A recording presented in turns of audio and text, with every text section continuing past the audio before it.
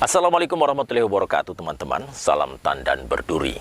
Kembali berjumpa bersama kami channel Bekebun 78. Tentunya harapan kami Anda dalam keadaan sehat dan juga terima kasih Anda masih menyaksikan video-video yang kami sajikan ke hadapan Anda. Dan tentunya kami harapkan apapun persoalan yang kami sajikan, mungkin pembahasan yang kami sajikan ini semua dapat bermanfaat bagi Anda semua. Dan tentunya kami mengharapkan Anda apabila memang video-video yang kami sajikan bermanfaat, Anda dapat mensubscribe channel Bekebun 78 untuk perkembangan channel ini ke depannya. Nah teman-teman, pada kesempatan kali ini kita akan membahas satu topik di mana juga kerap kita temukan di lahan kita. Apabila kita menanam sawit, ini pertumbuhan kelapa sawitnya tidak sama, tidak merata. Ada pohon yang lebih dulu cepat besar, kemudian ada yang lambat, kemudian ada yang sama sekali kerdil atau tidak berkembang.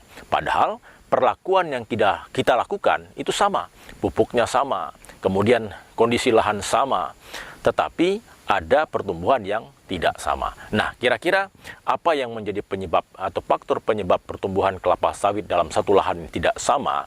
Kemudian mungkin apa yang harus kita lakukan agar pertumbuhan kelapa sawit ini kemudian bisa sama dan menghasilkan produksi yang sama, akan kita bahas pada video kali ini. Berikut kita saksikan pembahasannya.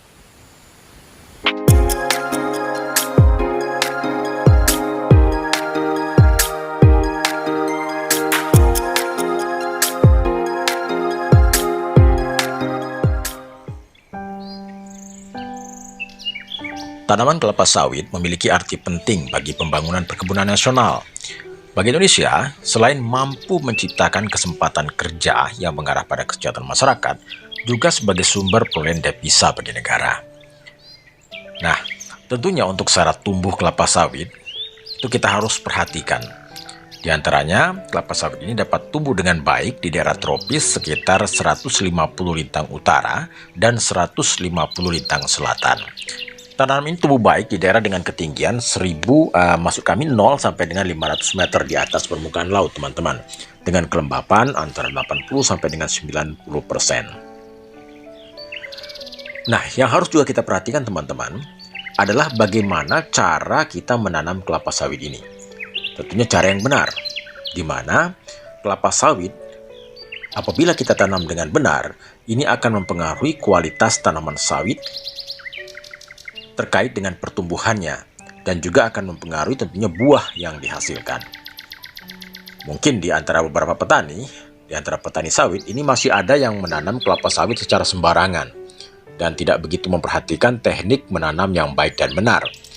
Dampaknya apa, teman-teman? Terkadang hal itulah yang menjadi penyebab kenapa pohon kelapa sawit yang sedang ditanam ini tidak berproduksi dan tumbuh dengan maksimal. Oleh karena itu, pada kesempatan kali ini akan kita bahas bagaimana cara menanam kelapa sawit yang benar agar pohon kelapa sawit yang sedang kita budidayakan ini dapat tumbuh dengan subur dan baik serta menghasilkan buah sawit yang melimpah, tentunya sesuai dengan harapan teman-teman semuanya. Nah, bagaimana langkah-langkahnya, teman-teman? Yang pertama yang harus kita perhatikan adalah mengenai iklim. Ini penting sekali. Karena pohon sawit ini memerlukan penyinaran dari sinar matahari selama 5 sampai dengan 7 jam per hari. Jadi membutuhkan sinar matahari ini yang cukup banyak. Kemudian curah hujan yang baik untuk pertumbuhan pohon sawit yaitu antara 1.500 sampai dengan 4.000 mm per tahun. Yang tidak kalah pentingnya juga harus kita perhatikan, teman-teman, yaitu suhu lingkungan yang ideal pada perkebunan sawit, yaitu antara 24 sampai dengan 28 derajat Celcius. Kemudian, tanaman sawit akan tumbuh dengan baik pada daerah dengan ketinggian sekitar 1.500 mdpl. Dan tanaman sawit membutuhkan kecepatan angin sekitar 5 sampai dengan 6 km per jam untuk membantu proses penyerbukan. Dimana jika proses penyerbukan ini baik, maka tentunya buah yang dihasilkan juga akan maksimal. Kemudian apalagi yang harus kita perhatikan, teman-teman? Yang kedua adalah media tanam. Di mana jenis tanah yang cocok untuk menanam sawit, yaitu tanah yang mengandung lempung, tidak berbatu dan pH-nya antara 4 sampai dengan 6. Tanah untuk menanam sawit harus memiliki aerasi yang baik dan subur. Perkebunan sawit sebaiknya mempunyai sistem drainase yang baik dengan permukaan air yang cukup dalam. Solum juga harus dalam keadaan cukup dan sekitar 80 cm. Kemudian yang paling penting juga adalah pembibitan, teman-teman.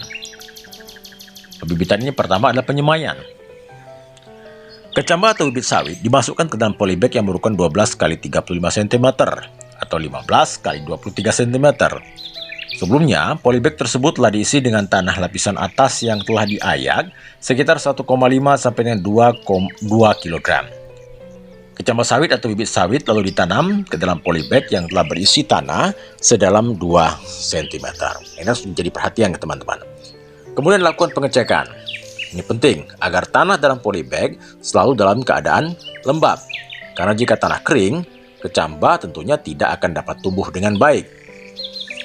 Kemudian polybag disimpan pada bedengan berdiameter 120 cm.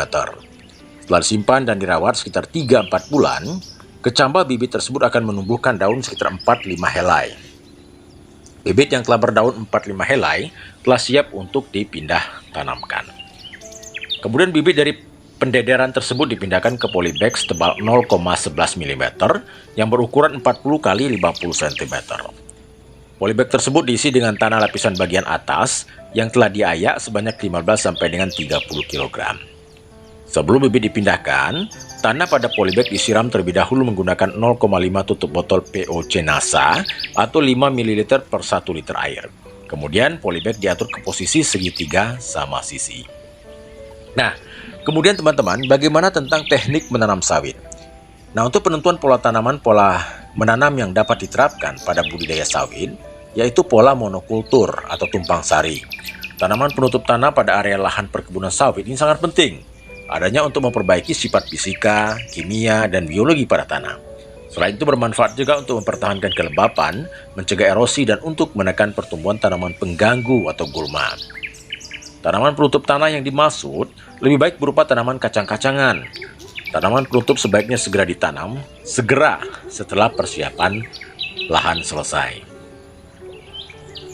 Nah, kemudian pembuatan lubang tanam. Lubang tanam dibuat beberapa hari sebelum penanaman dilakukan. Lubang tanam dibuat dengan ukuran 50 x 40 cm dan kedalaman 40 cm.